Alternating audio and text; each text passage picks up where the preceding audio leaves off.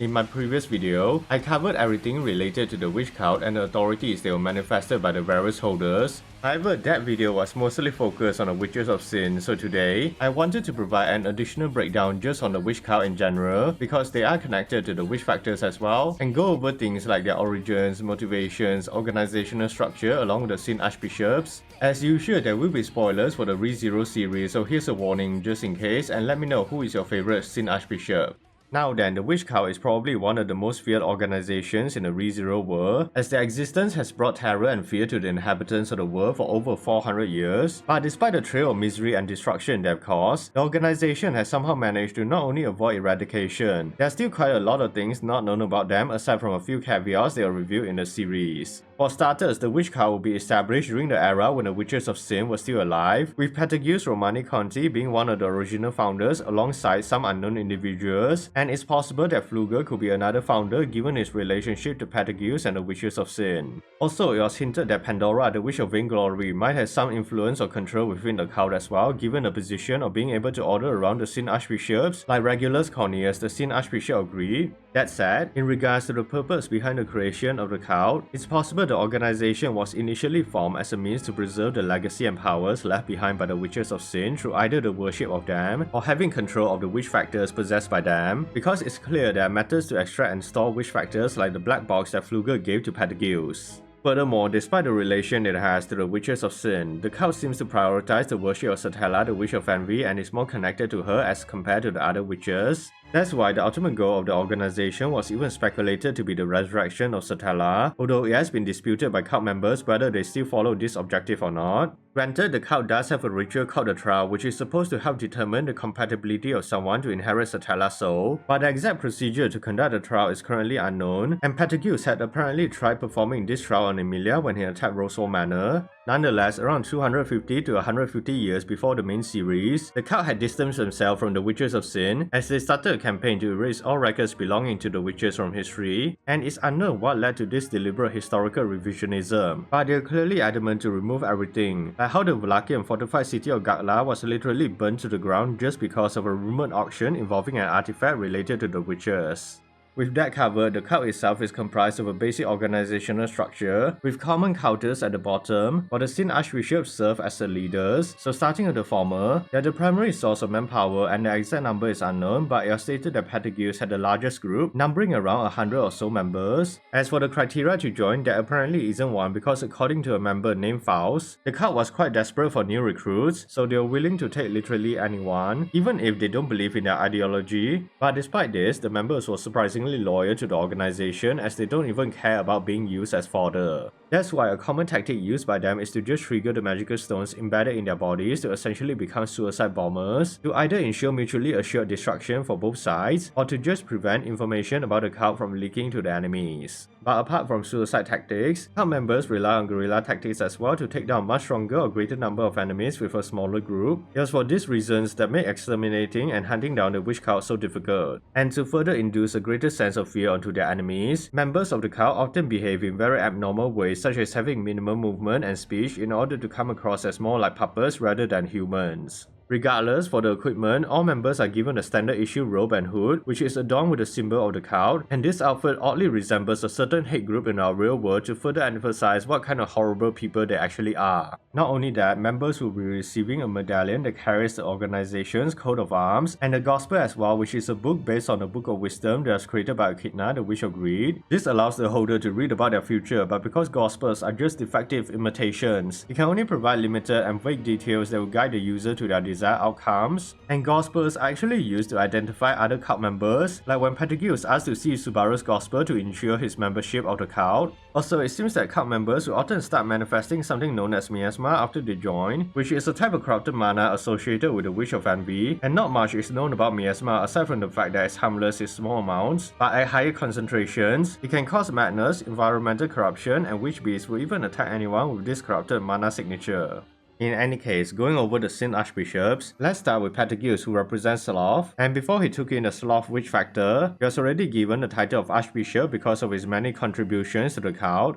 As for what he did, he used to be the leader of the moderate faction inside the cult, often using their influence to help others like the elves living inside Alior Forest, and his faction was focused on fulfilling the goal of resurrecting Satella. However, Patagius would constantly get into confrontations with the radical faction, which was led by Regulus, but the dispute ultimately ended around a century prior to the main series, where Patagius was forced to take in the Sloth witch factor in order to stop Regulus and Pandora inside Alior Forest. This event would turn Patagius into the sadistic and cruel version we know from the anime after he was manipulated by Pandora to kill Mother Fortuna, someone who he deeply cared for, which completely broke his sanity. Patagius would then go on to become the most active Sin Archbishop in the cult, along with becoming the one that carried out the most atrocities with his personal forces, which he called Fingers. They were basically spirit eye users who were given a portion of the Sloth witch factor to serve as backup vessels in the event that Patagius gets killed. And speaking of his witch factor, Patagius was able to manifest the authority called Unseen Hands, which allows him to summon around 100 invisible hands that he can freely control to attack, defend, or even propel him through the air. But to continue, Patagius was unfortunately killed during his attack on Roswell Manor, where Julius Juculius and Natsuki Subaru were able to destroy both his body and spirit, even lost his witch factor to Subaru, although according to Sirius, his spirit might have attached itself to Subaru, so it's possible he still isn't completely dead.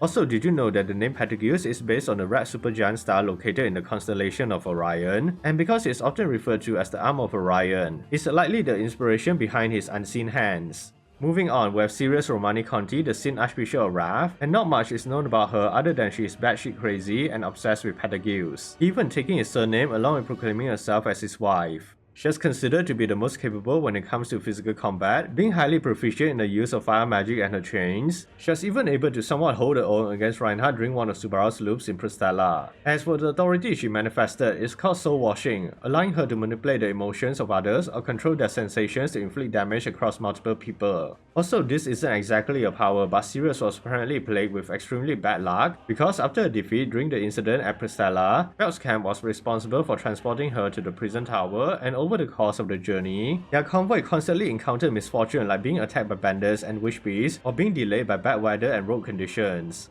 Currently, Sirius is still in prison and it's unknown if she will return in the future, because there has been no attempt at rescue by the cult. Either way, similar to Patagius, Sirius' namesake comes from the Canis Major constellation, or commonly known as Orion's dog, which explains her connection to Patagius, but Sirius being a fire magic user is likely a reference to the star's meaning of shining or scorching. Continuing on, we have Regulus Cornelius, the Sin Archbishop of Greed, and it was stated that he acquired his witch factor in a similar fashion to Patagius more than 100 years ago, although it's unknown who gave it to him. And the authority he manifested essentially allowed him to stop time, human functions, and all external forces around him, making him invincible to all forms of attacks no matter how strong the opponent is, but also he never ages because his body was always in a state of permanent temporal stasis. It was for this reason Regulus was considered to be the most powerful Sin Archbishop and one of the strongest characters in the series, being the only person to have ever killed Reinhardt van Astria. And regarding a bit of Regulus' history, before joining the cult, he used to live in poverty with his family, but he had a surprisingly peaceful life as he was never abused or suffered, so it was strange how after acquiring his witch factor, he proceeded to slaughter not only his family but his village and country as well. He even murdered the family of his childhood love while forcing her to marry him as well, which likely became the catalyst for his obsession over collecting multiple wives. Additionally, after joining the witch cult, Regulus was chosen to lead the radical faction and became acquainted with Pandora, where he would accompany her to attack Alior Forest, but because he ignored her orders to spare Patagius, he was rewritten from history and sent back to his mansion.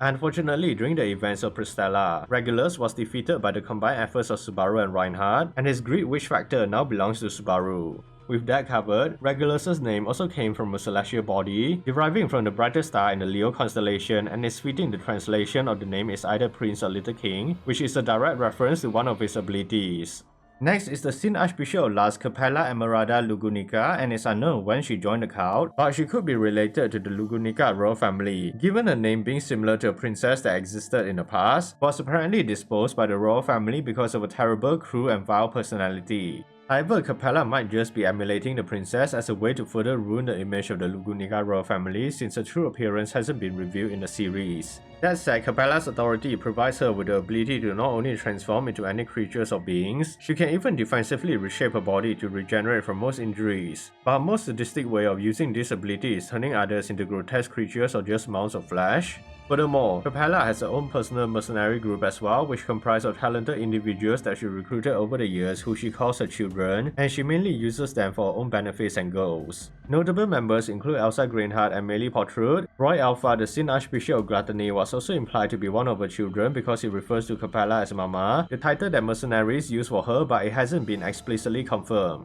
Nevertheless, Capella participated in the attack on Prestella, where she managed to infect Crush Custom with her blood, and many citizens had suffered from a transformation ability as well. She ultimately retreated from Prestella after fighting out, and currently, she's still active although it's unknown what Taipei has planned for her character. As for Capella's namesake, it belongs to the brightest star in the Auriga constellation, and the star is often associated with a cluster of other stars known as the Kids, which could be the inspiration for how she is mothered and calls her subordinate children. Now, for the Sin Archbishop of Gluttony, it's actually a title shared among 3 siblings, who each held a different aspect of the gluttony wish factor, with Lao Buttonkaitos representing gourmet, Roy Alpha representing bizarre eating, and Rui Arnett representing satiation. It's unknown when they joined the cult or how they managed to divide the wish factor, but a popular fan theory is that Rui was the original holder, and thanks to her authority to split into clones, along with the ability to share the names and memories of consumed victims, she was able to somehow distribute an aspect of the wish factor to her brothers. Regardless, the general scope of their authority was pretty much the same, giving them the ability to consume everything about a person, like their experiences, talents, skills, memories, and personalities, which will lead to the victim's existence to be completely forgotten, make them lose their sense of self, or just leaving them in a comatose state. Adding to this, the siblings can then utilize the names they've eaten to transform into or gain the skills and knowledge of their victims. Aside from that, a subsequent result of having the gluttony wish factor meant that they are able to control and create wish beasts, like how Lao is able to control the white whale even regarding the monster as his pet.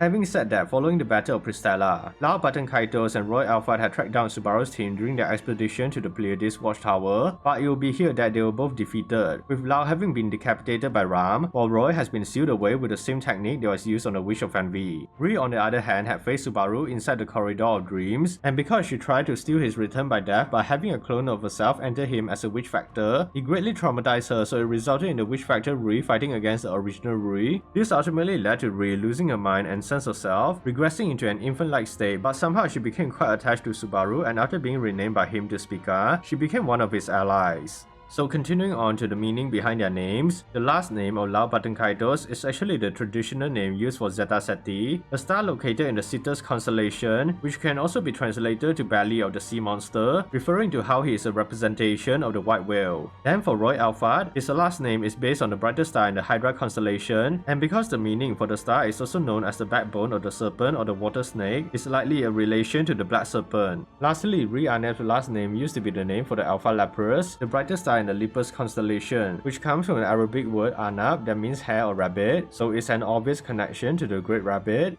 Having explained that, the last Sin Archbishop is Pride, which belonged to Strike Wallachia, who is the only Sin Archbishop whose name isn't based on the celestial body. Also, because he has never used his authority or pride, it's speculated that he doesn't possess the Witch Factor and somehow scammed his way into the cult to get his Sin Archbishop title. He even said he was a fraud, so this assumption could be true. Nonetheless, Strike was part of the Wallachia royal family, but he was disowned and his claim to the throne was surrendered because he was quite a sickly man. Even his father, the emperor, tried to poison him. However, he managed to survive, but he was eventually killed around 40 years before the series began by the Black Dragon Valgren, so the seat of Pride has been vacant ever since, and it's unknown what has happened to the Witch Factor of Pride, or who currently has it. Anyways, that's everything on the witch cult, but it's clear that the influence and power of the organization has greatly diminished, with many of its leaders having either been killed or captured. And surprisingly, I noticed that Natsuki Subaru seems to be the main cause for the cult's declining strength, because she was technically involved in the defeat of 6 out of the 8 Sin Archbishops. Currently, Capella is the last remaining Sin Archbishop that is still active, and I wonder if she'll have a bigger role in the future. Maybe she'll be the one to free the imprisoned Sirius and Roy Alpha.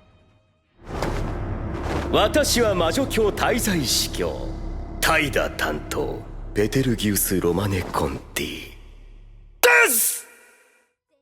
So yeah, hopefully you enjoyed this video on the witch cult and the sin archbishops. If you have any theories about where the story might take these characters or thoughts on the cult's mysterious origins, let me know in the comments down below. Also, don't forget to leave a like, subscribe to the channel, and hit that notification bell so you won't miss any of my future breakdowns. Thanks for watching, and I'll see you in the next video.